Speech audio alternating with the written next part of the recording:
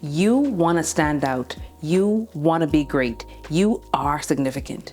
Welcome back to Candid Conversations with Charissa. I know it's been a minute, but we are back, and this season 6 is about to be lit. It's about to be hot, and it's about to be all about you. Why? I'm interested in watching the legacy that you want to build and that you want to leave, because you want to be transformed and you want to transform lives. So this season is going to be all about you, your self-development, your self-growth, and your self-leadership. Why? Because you get to change the world. You get to fulfill a purpose. And guess what? Here at Candid Conversations, I get to help you leave a mark in this world.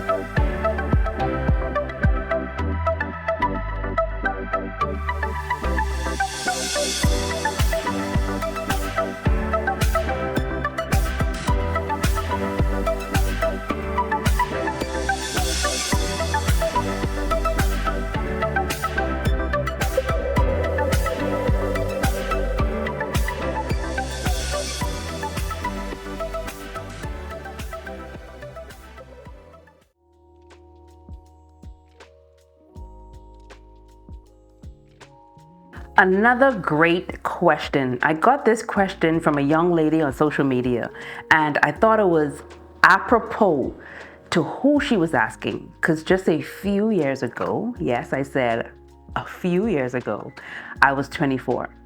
And she wanted to know what advice would I give to a 24-year-old girl. Well, first of all, because at 24, I was indeed a woman.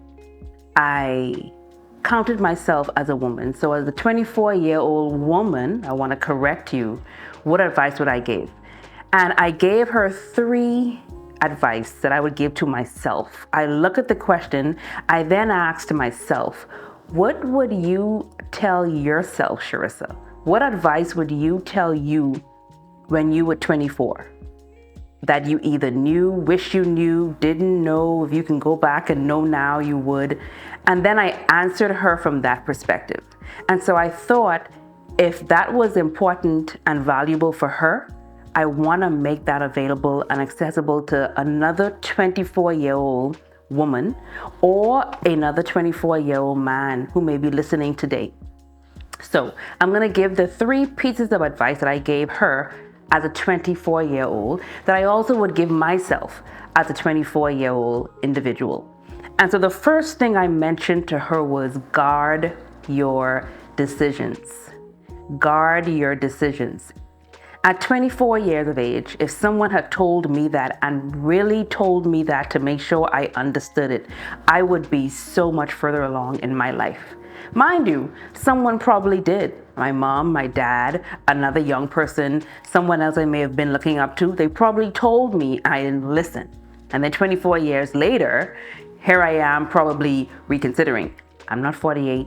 Don't tell anybody I'm 48. However, a few years ago, if I had known to guard my decisions, I would have made less poor decisions. Yes, I made some poor decisions in my lifetime that I've been able to correct, or I've been able to say to myself, those were the decisions you made then. Take it as it is and learn from them, learn your lessons and move on. Guarding my decisions or guarding your decisions means that you get to guard your habits, because every decision you make is the building of a habit. Every decision you make is a building of a habit. So when you look at your wealth and your health and your mental and your mood, look at your habits. Your habits are going to tell you what your wealth is going to look like, or what your wealth is. Your habit or your habits are going to tell you what your health is now and what your health is going to be 20 years from now. Your habits are going to tell you what your mood is today, in the morning, in the evening, tomorrow. Are you a positive person? Are you a happy person? Do you have a nasty mood? Do you not want to be around? It's going to also determine your attitude. But your habits are based on the little decisions you make every day. When you guard your decisions, you guard your future. When you guard your decisions, you guard your present. The decisions that you have made, is there anything that you can do about them? No. Can you change the outcome and the results? No. But you get to learn from them if they're not desirable, and you get to make different decisions going forward. If you've been making the same decision, doing the same habit, getting the same result, and you want something different, then look at changing the habit. Habits are like ingredients or methods to a recipe.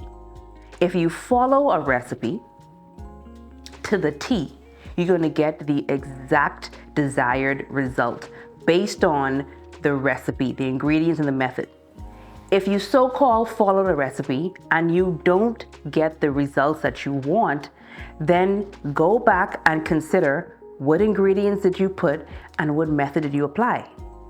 If you're not getting what you want out of life, if you're not getting the desired results, if you're not happy, if you're not becoming significant, if you're not impacting, if you're not successful, if you're not creating the life that you want, then consider, what are you putting into it? What ingredients are you adding? What recipe are you following? Whose recipe are you following? Maybe you need to take away an ingredient. Maybe you're missing an ingredient.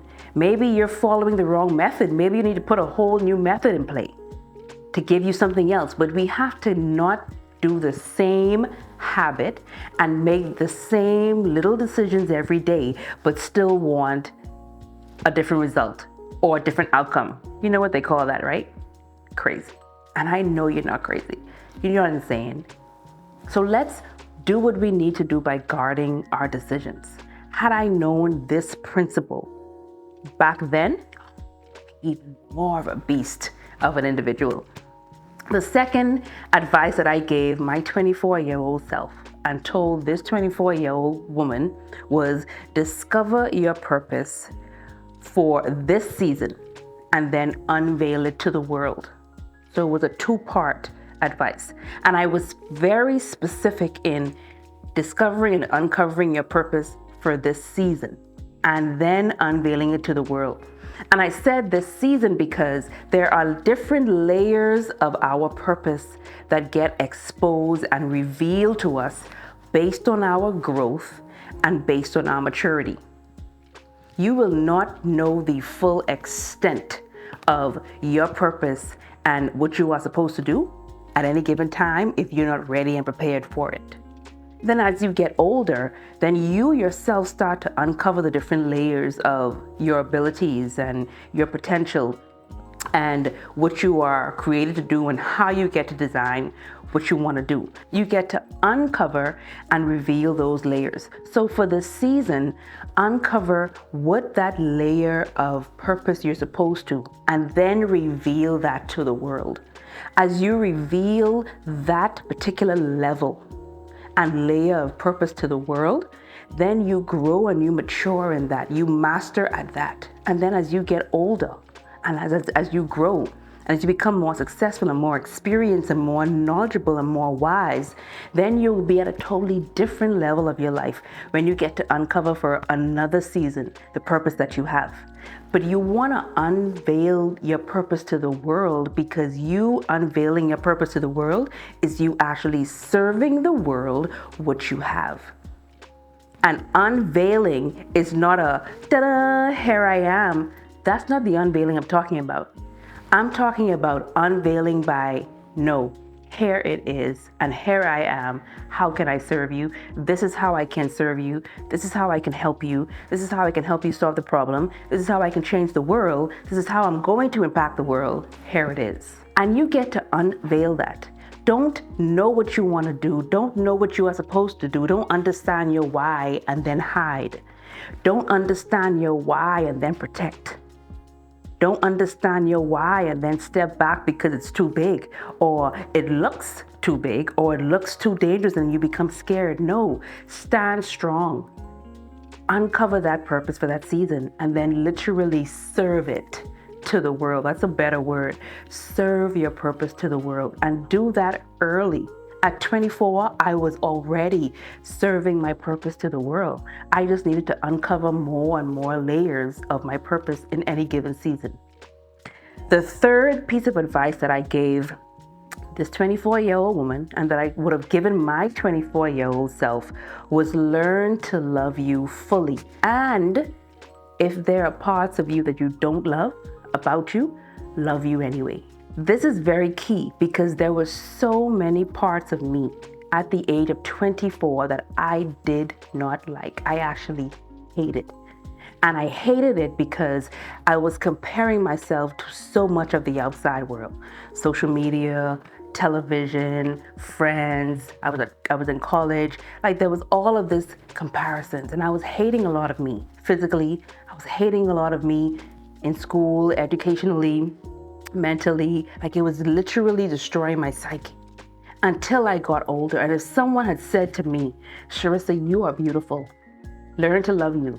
And if you don't like something about you, still love you, and then figure out how you get to up level and upgrade and change what it is that you don't love that's within your power."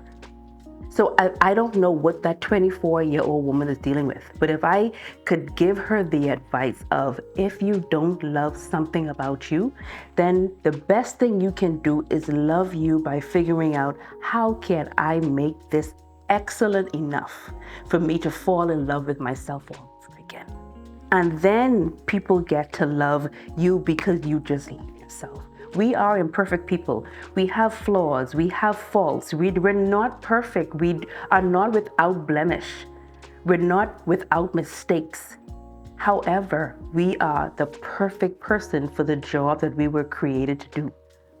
So at 24, there's so much peer pressure. At 24, when I compare the experience I have now at age to when I was 24, I would have definitely made different decisions back then. However, if I knew to love myself, I would be so much further along in life. Do I guilt myself because I'm not as far as I could have been? No. Do I blame myself? No. I accept that I made the best decisions I did for what I knew at 24. Years later, I get to have different experience. I have a different level of wisdom. I have a different level of understanding. Like the Bible says, when I was a child, I spake as a child, I thought as a child, I acted as a child. But now that I'm all grown up, I throw away childlike things. And so at 24, I encourage someone to guard your decisions. At 24, do I expect you to make decisions you would make at 24? Absolutely. I don't expect you to make decisions you would make at 40 and 45 at 24. At 24, do I expect you to know all of what your purpose is? No, I didn't. I didn't know. I had no idea at 24 that I would be doing what I'm doing now. But here I am, ready and prepared, and learning, and still uncovering, and still growing in who I am and what I'm supposed to be. At 24, do I expect you to even know all about you and all of your identity, to fall in love with it? No, I don't. But as you learn more about who you are based on circumstances and based on where you came from, and as you begin to understand what you love in life, then you get to decide, I don't like this about me, or this is probably not the best thing. It doesn't look good, doesn't feel good, but I'm gonna love me anyway. Love you anyway. And there are three things, if you want to know, how do I love me, Charissa, what does that look like? Can you give me some practical advice on what that is? Absolutely. One of the best ways that you can love yourself is to trust your decisions. So there's guarding your decisions, and then there's trusting them.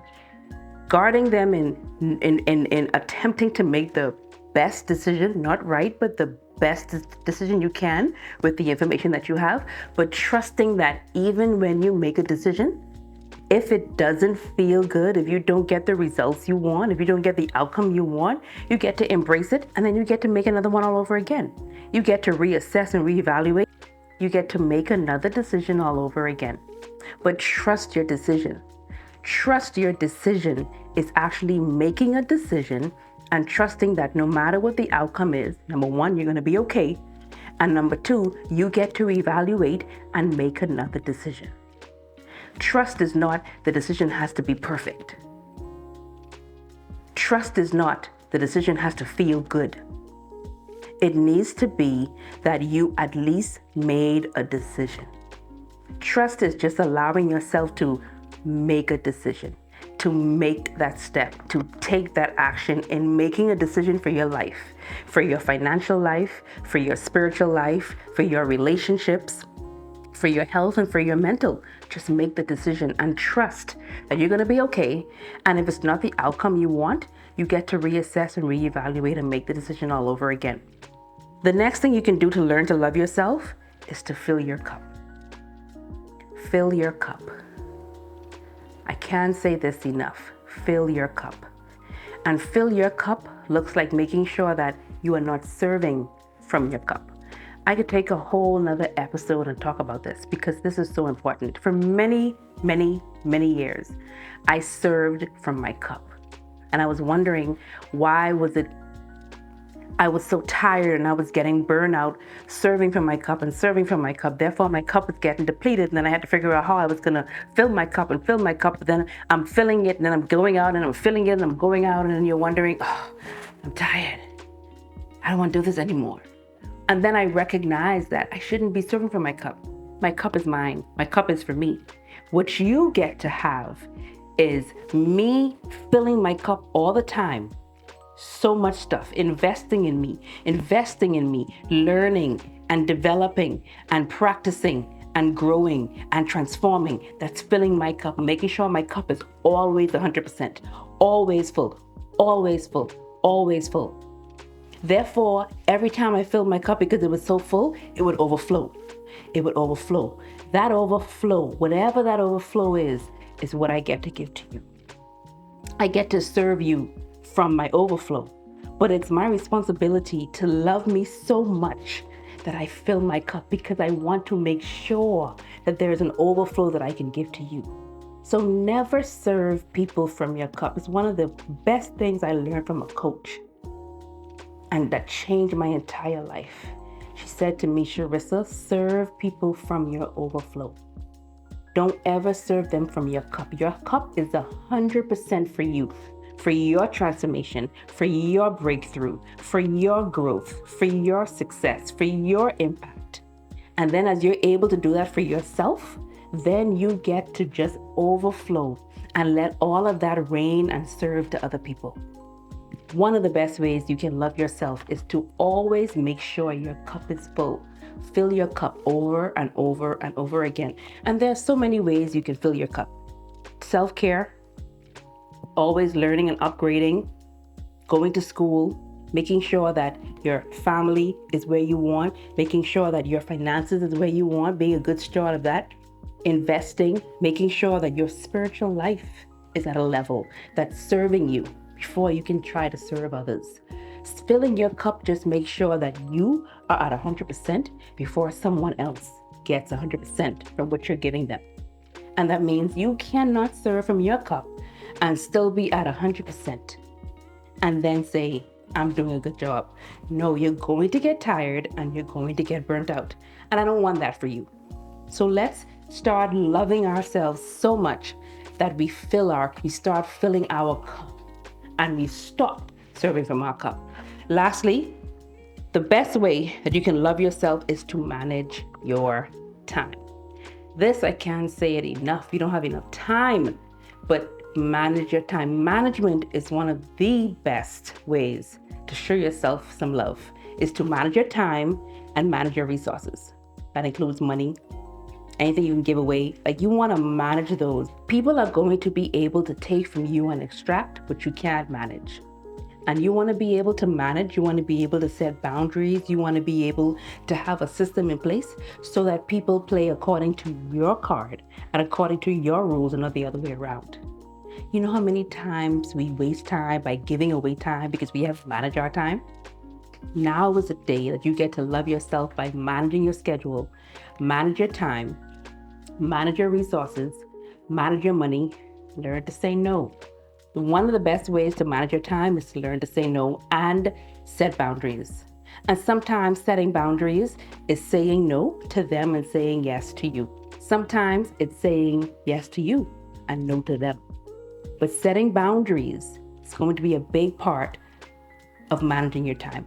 Protecting your resources, protecting your money, being a good steward of your money is going to be a great way of managing your time. Managing your schedule is going to be one of the best ways of managing your time. When you love yourself more, you start to feel better. When you love yourself more, you start to do better. When you love yourself more, you start to act better. You have a better attitude. When you love yourself more, guess what you get to do? You get to serve better. So if you're out there and you're a 24-year-old man and you're a 24-year-old woman, these are the advice that I would give to you to start to apply to your life today, so that your next year at 25, your next year at 26, your next 10 years at 35, going on 45, 55, you're going to be not just a great person or a great leader, but you will be an exceptional, extraordinary individual, putting excellence into the world, impacting and leading those that want to follow. Again, I hope my words have been inspiring, motivating, and transforming, and will encourage you to take action into your life to be the most perfect person for the job, even though you are an imperfect individual. Talk to you soon. Are you ready? After just listening to that, are you ready? I know you're ready. So if you want to now get up and go and start acting and putting forth what it is that you want the world to know and that you want to serve, now is the time and you are well equipped. Make sure you like, make sure you share, and make sure you comment below. I enjoy reading your comments. Go ahead and make your mark in the world because you are great.